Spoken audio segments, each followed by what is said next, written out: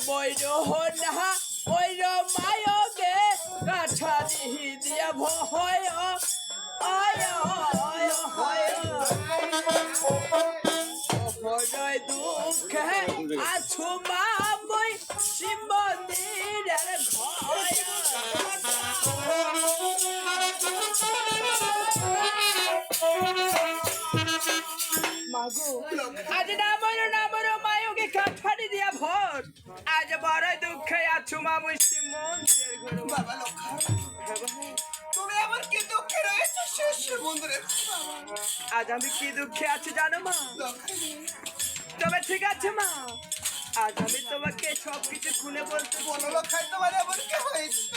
তবে শোনো না মাগু, হরা গুরু ঘরে আছে দাসীমা সুন্দরী হইয়া।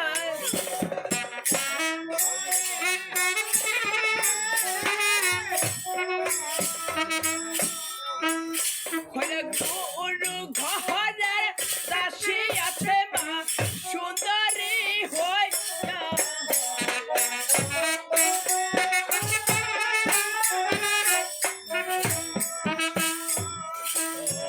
আর গুরু ঘরে দাসী আছে মা সুন্দরী হইয়া। আয়া সে আমাকে গালি দিছে মা জানুয়া বলি।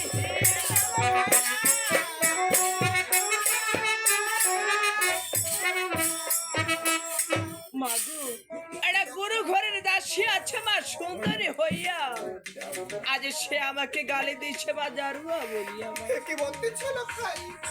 সে তোমার গুরুর ঘরে দাসী হয়ে তোমাকে অপমান করেছে। হ্যাঁ মাগু, তুই জানিস না ওরে তোকে ছাড়া আমি যে এই চোখ খোলাতে এর মতো থাকতে পারি না। কি বলতেছ না? তোমার বাবাকে বলি সে তোমার গুরুর ঘর দাসীকে অতি বিচার করে দেব। না মাগু না, তুই একবার আমার কাছে আয় বাবা। না মা না, আজ আমি যে এই দরজার কপার খুলে তোমার কাছে যেতে পারবো না মা। কেন লক্ষাই কেন? কেন জানো? আজ আমি যে সে দাসীকে কথা দিয়ে এসেছি যে যতদিন আমি তাকে না বিবাহ করতে পারবো ততদিন এই শিব মন্দিরের দরজার কপার আমি এ কি বলতেছো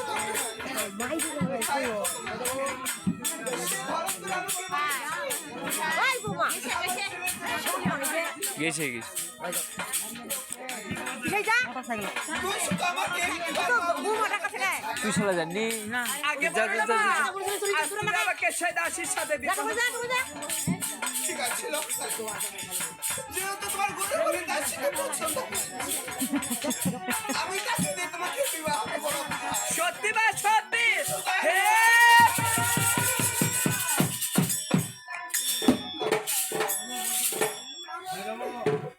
আজ তুমি পাঠশালা থেকে বাইরে এসেছো। আরে লক্ষাই, আমি বুঝতে পেরেছি। আজ তুমি বড় খোলা